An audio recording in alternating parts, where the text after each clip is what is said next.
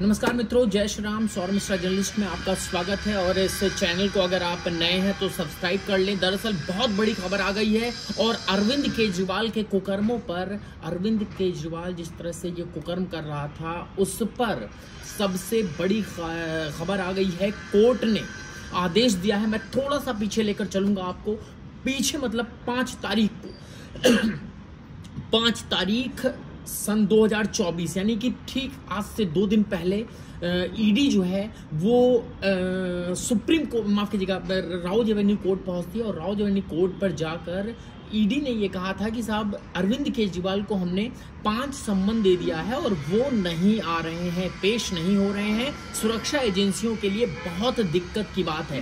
अब अरविंद केजरीवाल के लिए क्या कह दिया है राउज एवेन्यू कोर्ट ने? राउज एवेन्यू कोर्ट ने कहा है कि साहब ऐसा है, ये जो बदतमीजी आप कर रहे हो सुरक्षा एजेंसियों के साथ, जांच एजेंसियों के साथ, वो नहीं चलेगी। सबसे पहली बात। दूसरी बात ये कि देखिए आज 7 तारीख है और आने वाली, मैं चाहता हूं कि क्या तारीख दी गई है, 17 उन्होंने कहा कि साहब आज 7 तारीख है, आने वाली 17 तारीख यानी आपको अच्छे खासे दिन दिए जा रहे हैं। इस दिन में आप 17 तारीख का कोई भी प्लान ना करें, कहीं भी जाने का प्लान ना करें, दिल्ली से बाहर नहीं जाएं और कोई भी इमरजेंसी जो आप एट ए टाइम बताते हैं वो ऐसा कुछ ना करें। और आपको 17 तारीख को पेश होना पड़ेगा। आपको 17 तारीख को राउज एवेन्यू कोर्ट ने साफ कहा है, ईडी के सामने पेश होना पड़ेगा। अब साहब दूसरी बात क्या है, अरविंद केजरीवाल और पार्टी जो है ये बार बार प्रेस कॉन्फ्रेंस करती जा रही थी। अब क्या होगा? अब ये होना है कि अरविंद केजरीवाल हो सकता है राउज एवेन्यू कोर्ट के इस फैसले को हाई कोर्ट में चैलेंज करें, लेकिन होना कुछ नहीं है, टाइम बाय करेंगे। बार बार मैंने इस खबर में बताया आपको कि टाइम बाय करेंगे।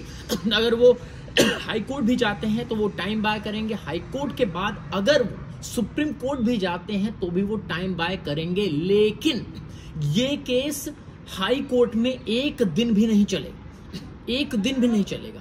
इसलिए यह माना जा रहा है कि 17 तारीख को अरविंद केजरीवाल को कहा गया है कि ईडी के पास जाइए। तो हो सकता है 16 तारीख को या फिर 17 ही तारीख को ईडी के पास ना जाकर वो सीधा हाई कोर्ट पहुंच जाएं और हाई कोर्ट में महज 1 घंटे के भीतर ये जो है जो पूरा मामला है वो डिसमिस हो जाएगा और कहा जाएगा साहब ऐसा है, आपको एजेंसियां बुला रही हैं, आप जाइए। और आपको गिरफ्तार करने की बात नहीं कही गई है। पहले से आप इस परसेप्शन को ना बना ले कि पहले से।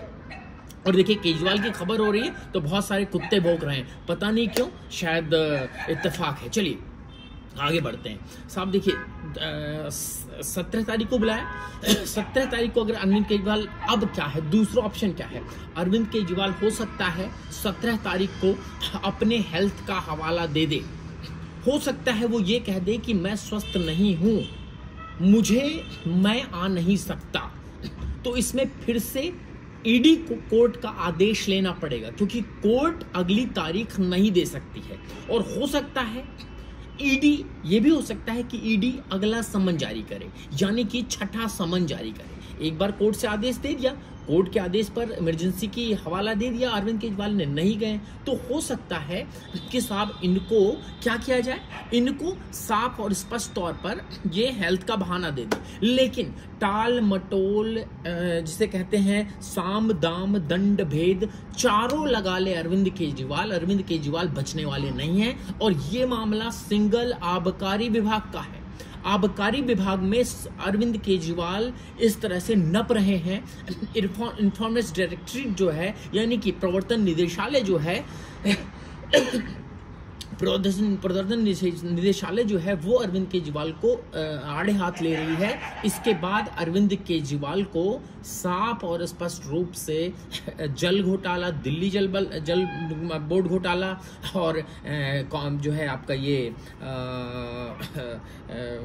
मोहल्ला क्लिनिक घोटाले, जिसे मेडिकल घोटाला भी कहा जा रहा है, तमाम दवाइयों का घोटाला, तमाम घोटाले हैं, मेडिकल लैब का घोटाला और उसके अलावा डीटीसी बस में घोटाला, यानी कि इस अरविंद केजरीवाल ने सन 2014 से काउंट कर लें, 13 से नहीं काउंट करेंगे, 14 से काउंट करेंगे, तो इन 10 सालों में इतने सारे करप्शन कर डाले कि उसने 1947 में आज़ादी के बाद 1949 में पहला करप्शन हुआ था देश में, जीप घोटाला, जो कि कांग्रेस के अंडर में था। उसके बाद जीप घोटाले से लेकर कॉमनवेल्थ घोटाले तक, यानी 2010 तक ये सारा घोटाले का सिलसिला चलता रहा, A to Z चलता रहा। लेकिन स्ट्राइक रेट में अरविंद केजरीवाल ने जो है कांग्रेस को पीछे छोड़ दिया है।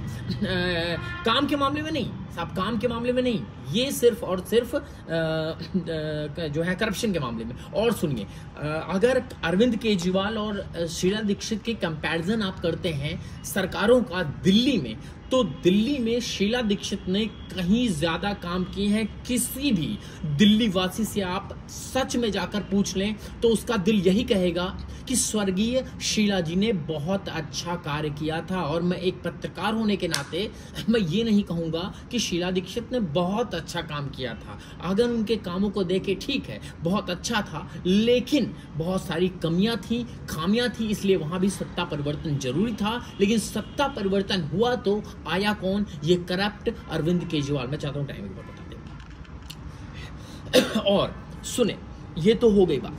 अरविंद केजरीवाल को 7 तारीख को जो मतलब आज की तारीख में जो कोर्ट ने आदेश दिया है, वो उसके बाद अब देखना है कि प्रतिक्रिया क्या आ रही है, पार्टी की प्रतिक्रिया क्या आ रही है, पार्टी के लोग क्या कह रहे हैं, क्या इस पर ये बात कही जाएगी कि कोर्ट ने कह दिया है। अब ये ईडी नहीं कह रही है, ना बीजेपी कह रही है। अब अगर ये प्रेस कॉन्फ्रेंस करते हैं और ये कहते हैं कि राव रेवेन्यू कोर्ट को नरेंद्र मोदी ने खरीद लिया है, तो इससे ज्यादा घृणित, इससे ज्यादा शर्म की बात दिल्ली वासियों के लिए नहीं होगी, क्योंकि दिल्ली वालों ने अरविंद केजरीवाल नामक कुत्ते को चुनकर भेजा है। मैं इन शब्दों का प्रयोग कर देता हूं अपनी स्टोरी में। आप लोग कहेंगे भाई ये कैसा जर्नलिज्म है, आप कुत्ता बोल रहे हैं, आप भेड़िया बोल रहे हैं, आप जानवर से तुलना कर रहे हैं। देखिए साहब, मैंने कुत्ता बोला, लेकिन इस अरविंद केजरीवाल के सामने कुत्ता भी कहेगा मेरी बेइज्जती मत करो, हमारे कौम की बेइज्जती मत करो, कुत्ता मत कहो, क्योंकि कुत्ते से भी ज्यादा। देखिए पीछे से आवाज आने लग गई, खैर कोई बात नहीं, बढ़ते हैं।